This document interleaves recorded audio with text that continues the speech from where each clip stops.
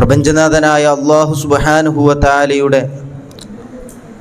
അനവധി പരീക്ഷണങ്ങൾക്ക് വിധേയരായ ഖലീലുല്ലാഹി ഇബ്രാഹിം നബി അലൈഹിസ്സലാത്തു വസ്സലാം അവിടുത്തെയും അവിടുത്തെ കുടുംബത്തിൻ്റെയും ത്യാഗോജ്ജലമായ സഹനപൂർണമായ ജീവിതത്തെ ഓർമ്മപ്പെടുത്തിക്കൊണ്ടാണ് ഓരോ ദുൽഹിജ്ജയും നമ്മിലേക്ക് കടന്നു വരുന്നത്. അവിടുന്ന് നേരിടുകയും അനുഭവിക്കുകയും ചെയ്ത ഒരു പരീക്ഷണങ്ങളിൽ ഒന്നാണ് തൻ്റെ വാർദ്ധക്യകാലത്ത് കാലങ്ങളോളം തൻ്റെ പ്രാർത്ഥനാ ഫലമായി തനിക്ക് ലഭിച്ച പ്രിയമകൻ ഇസ്മായിൽ നബി അലൈഹിസ്സലാത്തു വസ്സലാമിനെ ബലി കഴിക്കുക എന്ന കൽപ്പന. അതും ഒരു മകൻ തൻ്റെ പിതാവിൻ്റെ കൈപിടിച്ച് നടക്കുന്ന, ഒരു പിതാവ് പിഞ്ചോമനയായ തൻ്റെ മക്കളുടെ ആ ചെഞ്ചുണ്ടിൽ നിന്ന് പുഞ്ചിരിയാർന്ന മാധുര്യ വാക്കുകൾ കേട്ട് ആസ്വദിക്കുന്ന ആ അവസരത്തിൽ പക്ഷേ നിസ്തുലമായ സഹനശേഷിയുള്ള ആ പിതാവും മകനും റബ്ബിൻ്റെ കൽപ്പന അതേവിധി അനുസരിക്കുകയും അംഗീകരിക്കുകയും ഒടുവിൽ വിജയിച്ചതുമായ അത്ഭുത സംഭവം. ആ ത്യാഗസ്മരണയെ നിലനിർത്തുന്നതിന് വേണ്ടി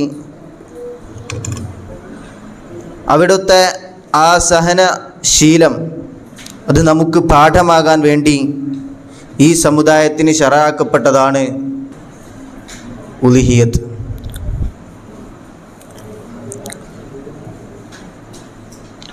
ഈ ബലിപെരുന്നാളിൽ നമ്മൾ ചെയ്യുന്ന കർമ്മങ്ങളിൽ ഏറ്റവും പ്രധാനവും മഹത്വമേറിയതുമായ ഒരു കർമ്മം.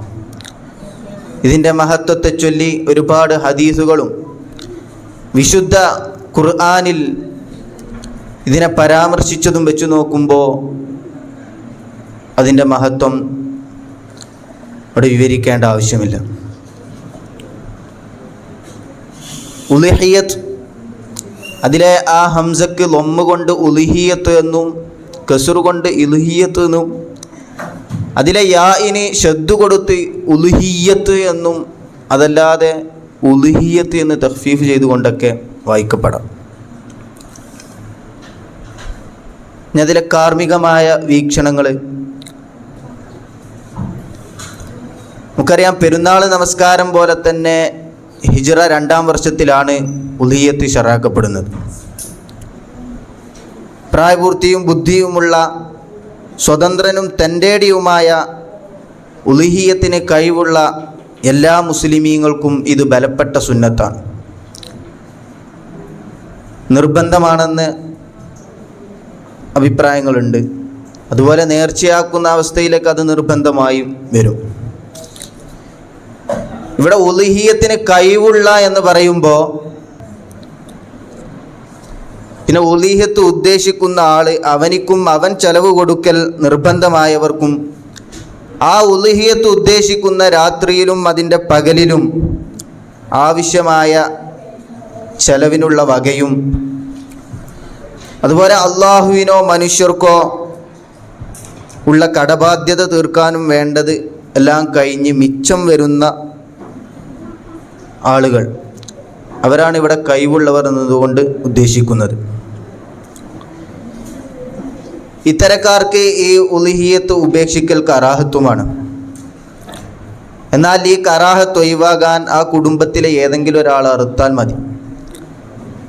ആ അറുത്തവനെ കൂലി ലഭിക്കുന്നുള്ളൂ എന്ന് മാത്രം. അതുപോലെ പിതാവിനോ അല്ലെങ്കിൽ പിതാമഹനോ വല്ലിപ്പക്കോ അവരുടെ സ്വന്തം സ്വത്തിൽ നിന്നെടുത്ത് അവരുടെ കീഴിലുള്ള കുട്ടികൾക്ക് വേണ്ടി ഉളുഹിയ്യത്ത് അറക്കാവുന്നതും അത് അവരുടേതായി പരിഗണിക്കുന്നതുമാണ്. അതല്ലാതെ മറ്റാർക്കെങ്കിലും വേണ്ടി അറുക്കണമെങ്കിൽ അവരുടെ സമ്മതമോ അല്ലെങ്കിൽ മരിച്ചവരാണെങ്കിൽ അവരുടെ വസിയ്യത്തോ ഒക്കെ ഉണ്ടാവണം.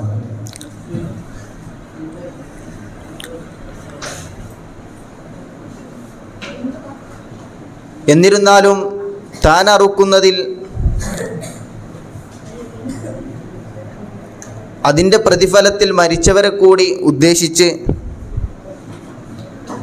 ഉദ്ദേശിച്ചാൽ അതിൻ്റെ കൂലി അവർക്ക് കൂടെ മരിച്ചവർക്ക് കൂടെ ലഭിക്കുന്നതാണ്. ഇനി ഉളിഹിയത്ത് അറക്കുമ്പോൾ നാം പാലിക്കേണ്ട മര്യാദകൾ. ഉളിഹിയത്ത് അറക്കാൻ ഉദ്ദേശിക്കുന്നവർക്ക് ദുൽഹിജ്ജ 1 മുതൽ അറവ് നടത്തുന്നത് വരെ നഖം, മുടി പോലുള്ള ശരീരത്തിൻ്റെ ബാഹ്യമായ ഭാഗങ്ങൾ നീക്കൽ കറാഹത്താണ്. ഇത് വെള്ളിയാഴ്ച പോലുള്ള നീക്കൽ സുന്നത്തായ ദിവസങ്ങളിലും കറാഹത്ത് തന്നെ. എന്നാൽ വേദനയുള്ള പല്ല് പോലത്തത് നീക്കുന്നതും അതുപോലെ കട്ടവൻ്റെ കൈമുറിക്കൽ നിർബന്ധ സാഹചര്യത്തിൽ ഇതിനെയൊക്കെ നീക്കുന്നത് നേരത്തെ പറഞ്ഞ ആ പ്രശ്നത്തിൽ നിന്ന് ഒഴിവാണ്. അതുപോലെ ഒന്നിലധികം മറവ് ഉദ്ദേശിക്കുന്നവർക്ക് ഒന്നാമത്തതോടുകൂടി ഈ കറാഹത്ത് ഒഴിവാകുമെങ്കിലും മുഴുവൻ അറുക്കുന്നത് വരെ ഈ ബാഹ്യമായ ഭാഗങ്ങളൊക്കെ നീക്കാതിരിക്കലാണ് അഭികാമ്യം. ഇതുപോലെ സ്വയം മറക്കാൻ കഴിയുന്ന പുരുഷന്മാർക്ക് സ്വയം അറുക്കലും, അല്ലാത്തവർക്ക് നമ്മുടെ അന്ധന്മാർ, കുരുടന്മാരൊക്കെ ഉണ്ടാവും, കണ്ണ് കാണാത്തവർ, അവർക്കൊക്കെ വിശേഷിച്ച് മറ്റൊരാളെ ഏൽപ്പിക്കലുമാണ് സുന്നത്ത്. ഇങ്ങനെ ഏൽപ്പിക്കുന്നുണ്ടെങ്കിൽ അവനവിടെ സന്നിഹിതനാവലും അതുപോലെ ഈ അറവ് അവരുടെ കുടുംബത്തിൻ്റെ അരികിൽ വെച്ചാവലും പുണ്യമാണ്. അതുപോലെ നേർച്ചയാക്കിയ മൃഗമല്ലെങ്കിൽ അറവിൻ്റെ നേരത്ത് നിയ്യത്ത് വേണം. അറവ് മറ്റൊരാളെ ഏൽപ്പിക്കും പോലെ നിയ്യത്തും ഏൽപ്പിക്കാവുന്നതാണ്.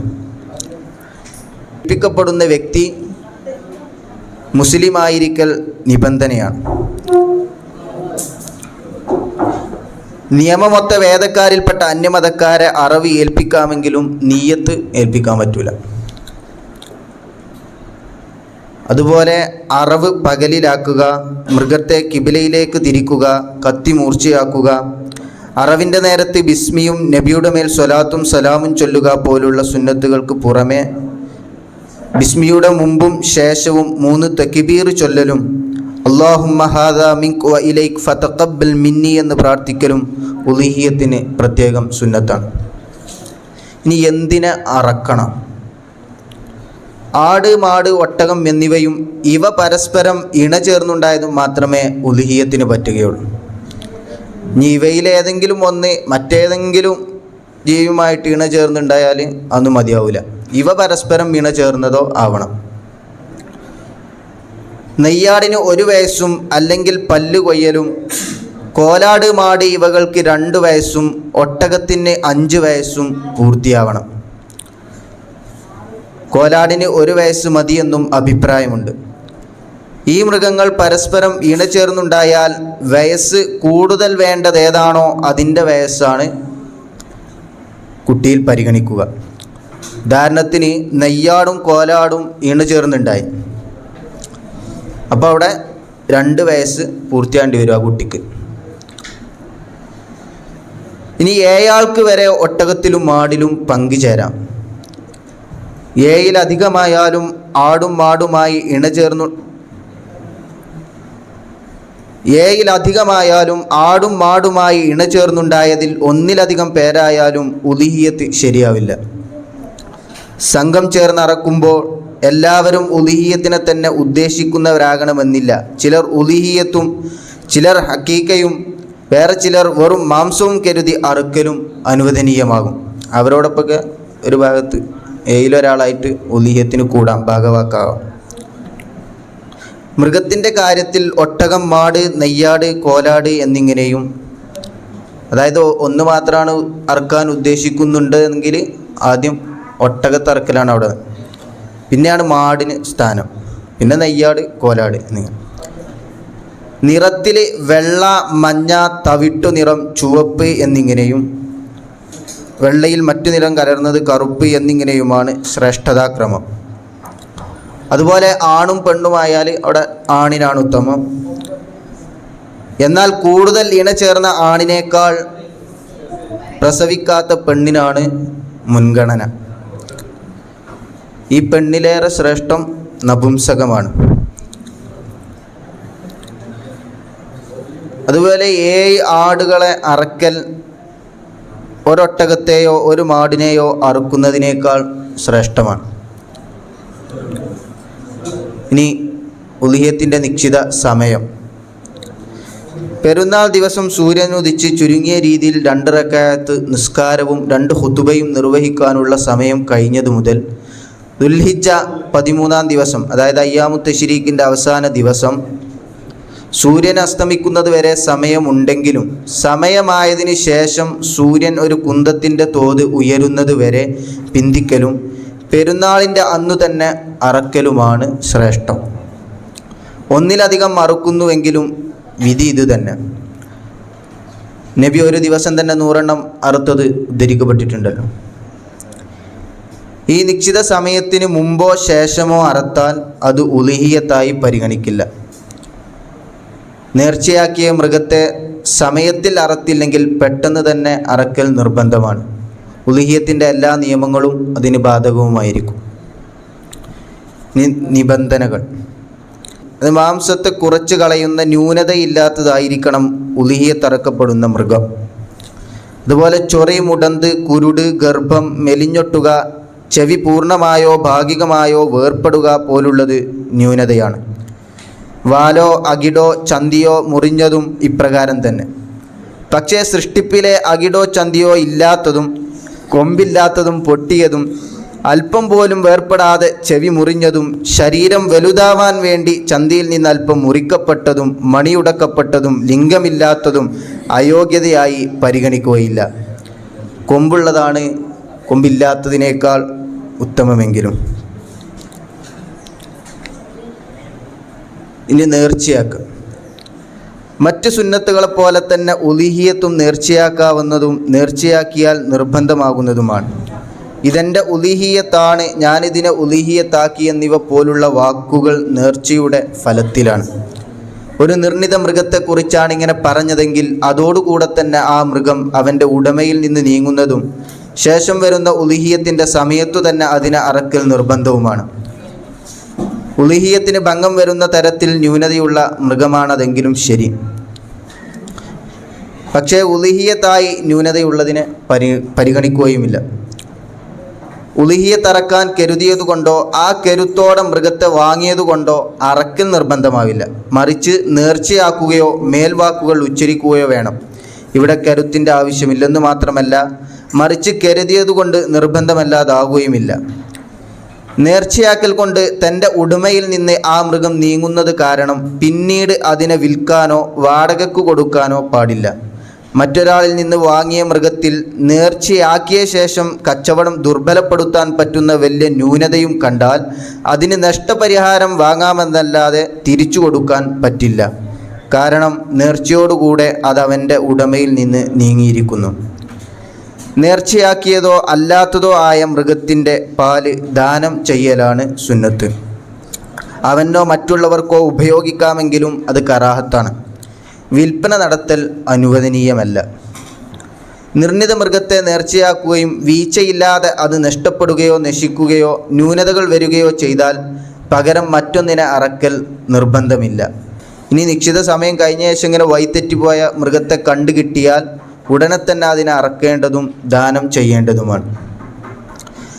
ഇനി തൻ്റെ വീഴ്ച കൊണ്ടാണ് ഇത് സംഭവിച്ചെങ്കിൽ അതിനെ അറുക്കുന്നതോടൊപ്പം ന്യൂനതയില്ലാത്ത മറ്റൊന്നിനെ കൂടി അറക്കണം. ഉളിഹിയത്തിൻ്റെ എല്ലാ നിയമങ്ങളും ഇത് രണ്ടിനും ബാധകവുമായിരിക്കും. നിർണിത മൃഗത്തെ ഉദ്ദേശിക്കാതെ നേർച്ചയാക്കി പിന്നീട് ഒരു മൃഗത്തെ നിർണിക്കുകയാണെങ്കിൽ അത് ന്യൂനതകൾ ഇല്ലാത്തതായിരിക്കണം. പിന്നീട് അതിന് ന്യൂനതകൾ വന്നാൽ തൻ്റെ വീഴ്ച ഇല്ലാതെയാണെങ്കിലും അതിനെ അറുത്താൽ മതിയാകില്ല. പകരം മറ്റൊന്നിനെ അറുക്കണം. ആദ്യ മൃഗം അവൻ്റെ ഉടമയിലേക്ക് തന്നെ വരുന്നതാണ്. മാംസവും തോലും. നിർബന്ധമായ ഉളിഹിയത്തിൻ്റെ തോലും കൊമ്പും മാംസവും മുഴുവനായും ദാനം ചെയ്യൽ നിർബന്ധമാണ്. അതിൽ നിന്ന് അല്പം പോലും അറുത്തവൻ ഉപയോഗിക്കാൻ പാടില്ല. ഉപയോഗിച്ചാൽ അതിൻ്റെ തോത് സാധുക്കൾക്ക് നൽകാൻ അവൻ ബാധ്യസ്ഥനാണ്. സുന്നത്തായ ഉളിഹിയത്തിൻ്റെ മാംസത്തിൽ നിന്ന് അല്പമെങ്കിലും സാധുക്കൾക്ക് ദാനം ചെയ്യൽ നിർബന്ധമാണ്. ആമാശയമോ കരളോ കഷ്ണമാക്കി വെയിലിൽ ഉണക്കിയ മാംസമോ വേവിച്ചതോ കൊടുത്താൽ മതിയാവില്ല. മാംസം മുഴുവനായി ഭക്ഷിക്കുകയോ സാധുക്കളല്ലാത്തവർക്ക് നൽകുകയോ ചെയ്താൽ നിർബന്ധ ബാധ്യത വീടാൻ വേണ്ടത് അവൻ വാങ്ങിയോ മറ്റോ കൊടുക്കേണ്ടി വരും. ബാധ്യത വീടാൻ കൊടുക്കുന്നത് അറുത്ത നാട്ടിൽ തന്നെയാവൽ നിബന്ധനയാണ്. നിർബന്ധമായ ഉളിഹിയത്തല്ലെങ്കിൽ തൻ്റെ ഉളിഹിയത്തിൽ നിന്ന് അറുത്തവന് ഭക്ഷിക്കൽ സുന്നത്തുണ്ട്. അത് അല്പമാവലും കരളാവലുമാണ് ശ്രേഷ്ഠം. ഉളിഹിയത്തിൻ്റെ മാംസം, തോല്, കൊമ്പ് എന്നിവ അമുസ്ലിമിന് നൽകലോ വിൽപ്പന നടത്തലോ അറുത്തവൻ്റെ കൂലിയായി നൽകലോ അനുവദനീയമല്ല. സ്വയം ഉപയോഗിക്കുകയോ ദാനം ചെയ്യുകയോ വേണം. തോല് വിറ്റ് അതിൻ്റെ വില ദാനം ചെയ്താൽ മതിയെന്ന ഒരഭിപ്രായവുമുണ്ട്. ഇത്രയും പറഞ്ഞുകൊണ്ട് ഞാൻ എൻ്റെ വിഷയം ഇവിടെ അവസാനിപ്പിക്കുകയാണ്. വാഹൃദവാൻ അൽഹംദുലില്ലാഹി റബ്ബിൽ ആലമീൻ. അസ്സലാമു അലൈക്കും.